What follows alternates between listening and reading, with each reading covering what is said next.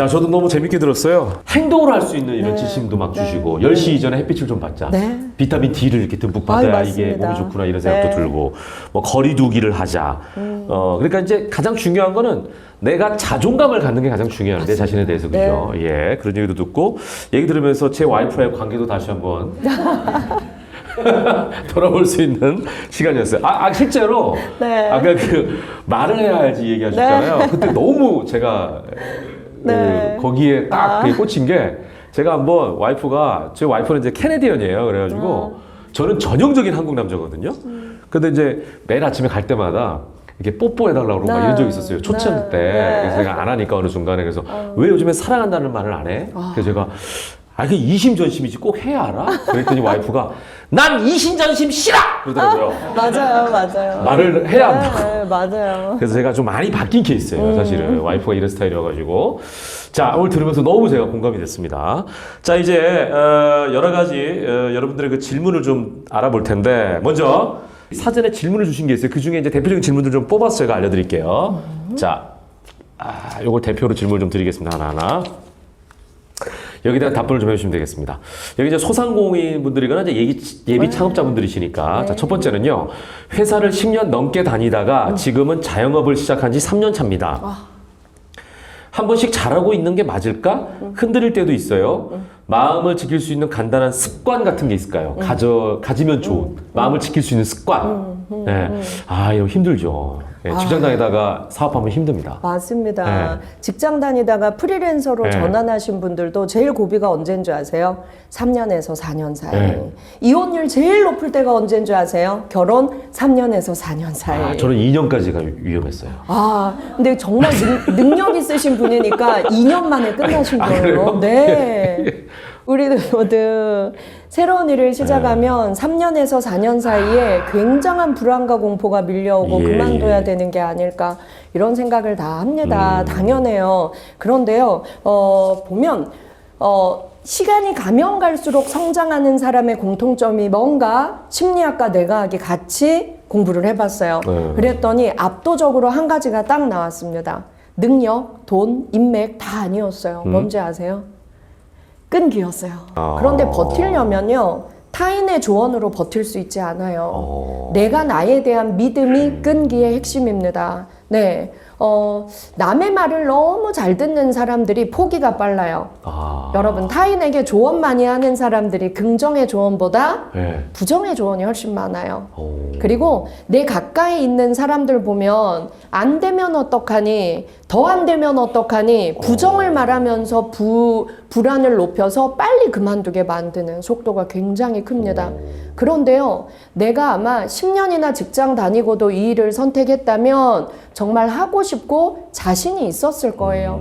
그래서 그 초심을 기억하면서 4년을 정말 죽도록 노력했을 때 5년 차부터 자신감이 생기고 성과가 드러난대요. 그런데 대부분은 3, 4년에서 멈춘다는 거죠. 그리고 또 딴 일 하고 3, 4년에서 또 멈춰요. 또 다른 일 시작하고 3, 4년에서 또 멈춰요.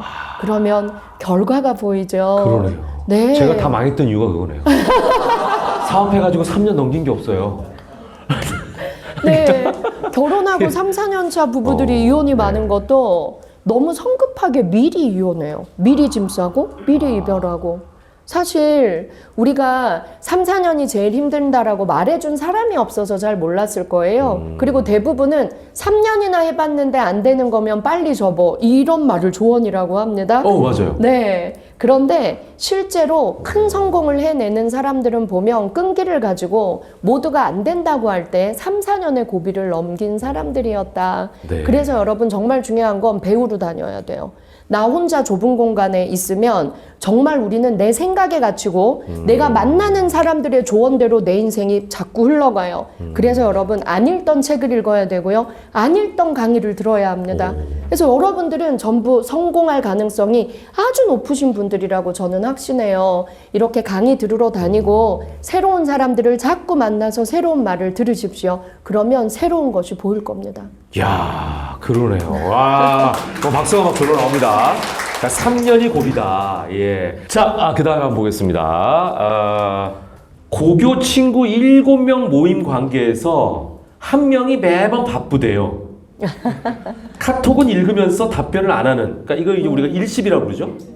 답변을 안 하는 친구의 마음이 어떤 건지, 어떻게 이걸 받아들여야 하는지. 근데 사실 제가 이걸 읽으면서 좀 찔리네요. 저희도 이게 단톡방이 되게 많거든요. 네. 그러면 잠깐 지나면 100개씩 와 있어요, 메시지가. 네, 맞아요. 그럼 넘기면은 그 위에서부터 읽을 수가 없잖아요. 맞아요. 그랬더니 제가 그 다음에 모임 나갔더니 네. 김현욱 웨이라고 가끔 답변 남기면 야 이거 현욱이잖아 이렇게 답변 자주 안 남기니까 이거 어떤 심리인가요? 네. 아까 우리 관계 중독이라는 말 나왔어요. 네네. 카톡을 내가 보냈는데 일이 안 없어지고 있으면 좀 화가 나고 불안하세요.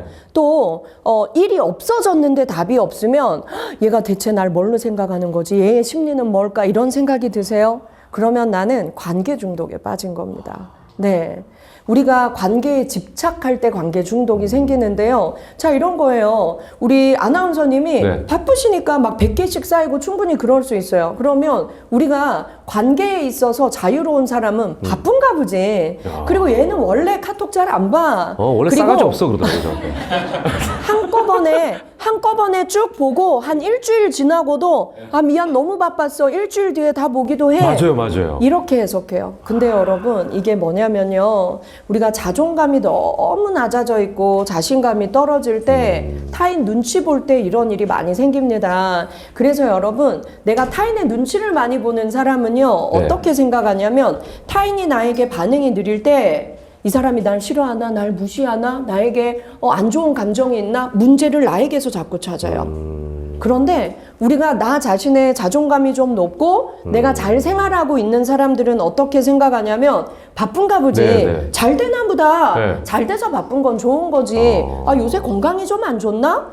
이렇게 타인의 상황을 우리가 생각한다는 거죠.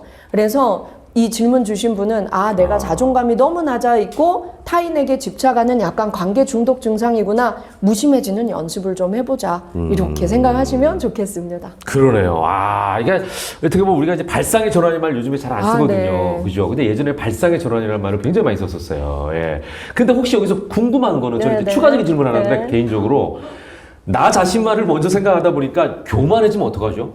나밖에 없다 뭐 이런 경우는 없나요? 예를 들어서? 근데요, 네. 25명 중에 1명이 그렇습니다. 한국인들. 그럼 걔는 버리면 되겠네, 그냥. 네, 맞습니다. 네. 25명 중에 1명만 아주 관계에 있어서 이기적이고 자기밖에 모르고 자기 이득만 챙기는 소시오패스적 성향이 있고요. 네. 24명은 다 마음 여리고 남 눈치 보고 이렇습니다. 그래서 너무 관계에 있어서 자기만 이기적이고 날 너무 배려 안 하는 것 같아요. 멀어지세요.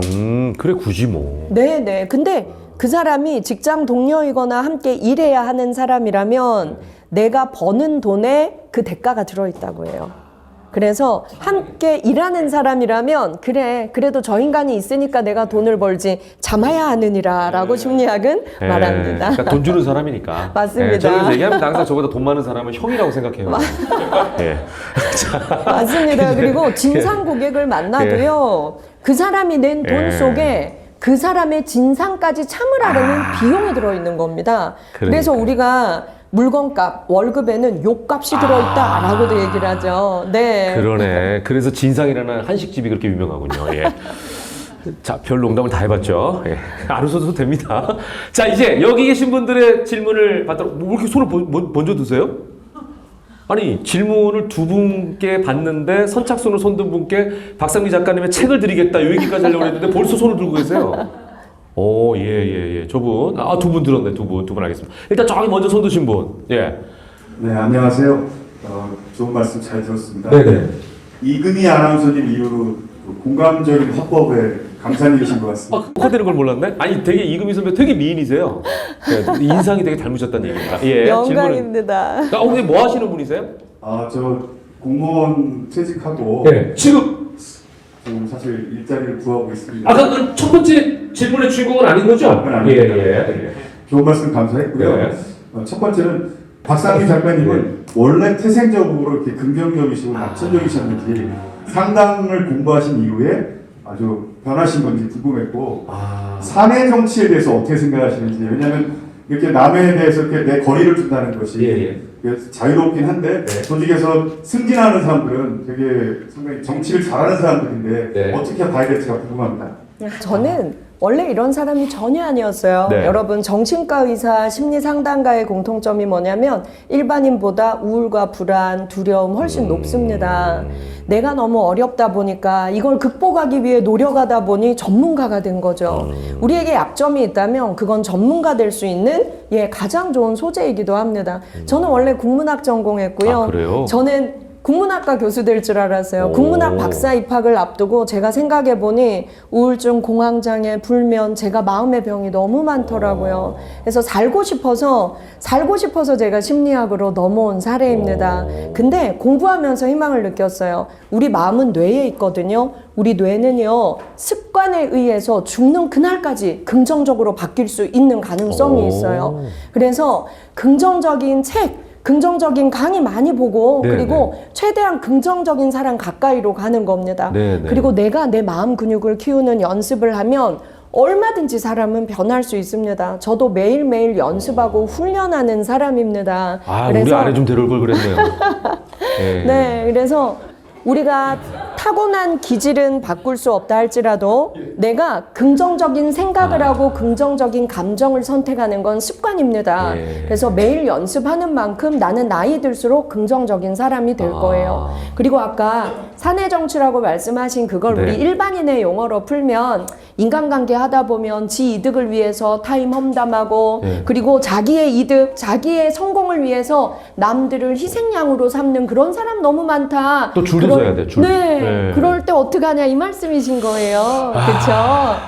제가 아까 말씀드렸지만 25명 중에 한 명은 명. 반드시 그런 성향을 갖고 있습니다. 근데요, 이 사람들은요, 바뀌지 않아요. 그리고 나의 이득이 먼저여서 타인에게 상처 주는 거에 양심의 가책을 느끼지 않고요. 나의 성공을 위해서 타인을 이용하면서도 하나도 미안하지 않아요. 그래서 성공한 사람들 중에 아주 많습니다. 그러나 항상 오래 겪어보면 다 그 사람의 인품과 자질은 드러나게 돼 있어요. 우리 이제 재수 없으면 200살 산대요. 그래서 그런 성향의 사람들은 성공이 빠릅니다. 그리고 빨리 자기가 원하는 걸 성취해요. 하지만 길게 오래 가지 못해요. 야. 우리 이제 당연히 100살 넘게 산대요. 그래서 우리 좀 길게 생각한다면 내가 좀 손해보고 내가 상처 입고 내가 이런 사람들에게 피해 많이 입으면서 양보한 게 많다면 앞으로 나이 들수록 앞으로의 삶에서는 오히려 나의 진가가 저는 드러날 수 있다고 생각해요. 그리고 자영업 한다는 것의 장점은 뭐예요? 인간관계 조율이 쉬워요. 월급 받을 때는 내가 정말 싫은 사람도 내 상사로 모셔야 하고 내가 인간관계 해야만 했어요. 근데 이제 조금 자유로울 수 있어요. 그렇다면 이 장점을 좀 더 누려보죠. 그리고 저는 많이 양보하고 많이 참은 대가는 반드시 인복으로 드러난다고 믿습니다. 그리고 우리가 좀 기대를 해보죠. 예. 네, 아우, 동그라미를 크게 얘기 그려주셨습니다. 예. 그러니까 이게 이제 직장 상사 중인데 그렇게 사내 정치를 잘해가지고 성공했다고 속으로 그래 너 그 100년 가나 보자 이렇게. 맞습니다. 예, 이렇게 한 사람 버리면 된다. 네. 이렇게 생각하네요. 예. 자, 아까 여기 젊은 우리 청년, 그죠? 이번에 청년 여학생, 학생이에요? 아, 직장인이에요? 예. 기분 좋으셨죠? 예, 자 본인 소개 좀 해주시고 질문이 무엇인지. 이분은 진짜 완벽주의. 예, 네. 기술을 활용할 줄 아네요. 예, 저기다 적어놓으셨어 질문을. 예. 저는 교수님 말씀 정말 잘 들었습니다. 네. 그 강의를 듣다 보니 교수님에 대해서 알아가고 싶다는 생각이 들었어요. 네. 강의에서 조언하신 대로 매번 실천하지 못하실 때도 있는데 그럴 때 어떻게 생각하시고 대처하시는지도 궁금하고 남은 삶을 어떻게 살아가고 싶은지 꿈은 무엇인지 언제 행복을 느끼는지 이런 개인적인 이야기도 너무 궁금했습니다. 맞아요. 여러분, 우리 심리학자들은요, 우리가 알고 있는 이론을 실천하기 위해서 노력을 많이 하는 사람이지, 네네. 다 하는 사람이 아닙니다. 그래서 저도요, 제가 이렇게 강의한 내용들을 못 지킬 때 되게 많아요. 오. 그런데 못 지킬 때마다 좌절하고 저를 벌하지 않아요. 또 못 지켰어. 너는 안 되는 인간이야. 저는 이런 부정적인 말을 안 하려고 되게 노력합니다. 잘할 때 양육자로부터 부정적인 말을 많이 들은 사람들은 습관적으로 나에게 부정적인 말을 너무 많이 해요. 자기 처벌이 너무 높아요. 근데 저는 습관처럼 말해요. 다음에 잘하면 되지. 내일부터 잘하면 되지. 누구나 실수하지. 괜찮아. 이때까지 잘해왔잖아. 내일부터 잘할 수 있을 거야. 이렇게 말해요. 그리고 저는 항상 꼴등으로 끝까지 가자. 이거 되게 좋아하거든요. 가늘고 긴 삶. 네, 맞습니다. 저랑 같으시네요. 꼴등으로 끝까지 가자. 저는요, 학교 다닐 때 늘 체육 꼴등이었어요. 그리고 건강이 나빠서 장거리 달리기는 한 번도 해본 적이 없었어요. 그런데 제가 4년 전에 서울시에서 하는 일반인 철인 3종 경기팀에 들어갑니다. 왜냐면 그래도 꼴등으로 한번 껴보고 싶은 마음이 있었어요. 근데 그때 감독님이 저한테 뭐라 그러셨냐면, 제가 10km 첫 마라톤에 출전하는 날이었는데, 상미쌤, 꼴등으로 출발해요. 그리고 그 페이스 유지해요. 그리고 꼴등으로 들어와요. 이렇게 얘기를 하셨어요. 그래서 그때 사진을 많이 찍어주셨더라고요. 처음부터 끝까지 제가 너무 해맑게 웃고 있는 거예요. 꼴등으로 출발했는데 꼴등으로 끝까지 들어만 가야지 했더니 제가 중간 등수로 들어왔더라고요. 1시간 29분에 들어왔어요. 너무나 해맑게 웃으면서. 네. 그래서 저는 무슨 일이든 할 때, 그래, 중간만 가져도 어마어마한 거예요. 저 그러지 않아요. 꼴등으로 시작해서 꼴등으로 들어가자. 근데 내가 꼴등으로 끝까지 가자 했더니 중간 갔잖아? 마음에 힘을 빼면 우리가 꼴등으로 시작해도 중간은 갈 수 있구나를 깨달았어요. 중간만 가자 그러면 1등 하는 거 아니에요? 근데 저는 큰 목표 세우지 않습니다. 여러분, 자존감 키우는데 가장 좋은 방법이 뇌과학에서 뭐라고 했냐면요. 큰 목표 세우지 마라가 1번이에요. 큰 목표 세우면 실패할 확률이 높기 때문에 맨날 실패했다는 좌절감 때문에 우리의 자존감이 낮아져요. 그래서 작은 목표를 쪼개서 매일 진짜 작은 미션을 주고 자주자주 성취하면 정말 큰 자존감이 생긴대요. 마지막 팁 하나 드리면요. 제발 대청소 좀 하지 마세요. 우리가 새로 뭘 시작하고 싶을 때 대청소 시작했다가 다 꺼내놓고 넣을 힘이 없어서 엉망진창이 돼요. 그래서 여러분, 우리가 소소한 소청소, 아침에 일어나면 5분 청소, 밤에 자기 전에 5분 청소. 여러분, 저는 5분 청소할 때도요, 저는 저에게 이렇게 말해요. 여기는 남의 집이고 5분 뒤에 주인님이 오셔. 5분 동안 다 치워야 일당을 받을 수 있어. 5분 동안 초집중해서 어마어마한 청소를 후다닥. 네. 그래서 아침에 일어나서 5분 청소, 자기 전에 5분 청소만 해도 마음 청소가 됩니다. 그래서 작은 목표 세우고 자주 성취하는 게 정말 좋다. 꼭 기억해 주세요. 이야, 박수 한번 다시 부탁드리겠습니다. 예. 저는 그냥 습관적으로 5분 얘기를 했었는데, 교수 같은 경우 5분 되게 중요하네. 정답이. 아니, 아이들이 이제 8살이에요. 8살 쌍둥이가. 네. 맨날 어디 가냐면, 아빠 화장실에 5분만 갔다 올게 얘기 많이 하거든요. 그럼 애들은 5분을 되게 달고 살거든요. 저 때문에. 근데 5분이라는 시간이 굉장히 중요하네요. 네. 예. 자, 박상미 작가님의 이야기를 통해서 소상공인 여러분들의 마음속 걱정이 조금 힐링이 됐으면 좋겠다 이런 생각이 들고 긍정적인 마인드를 가질 수 있는 그런 시간이었으면 좋겠습니다. 해당 도서는요 전국 서점에서 만나볼 수 있으니까 많은 관심 그리고 성원 부탁드립니다. 자, 이영애를 닮은 우리 박상미 작가님께 다시 한번 큰 박수 부탁드립니다. 고맙습니다. 감사합니다. 네, 감사합니다.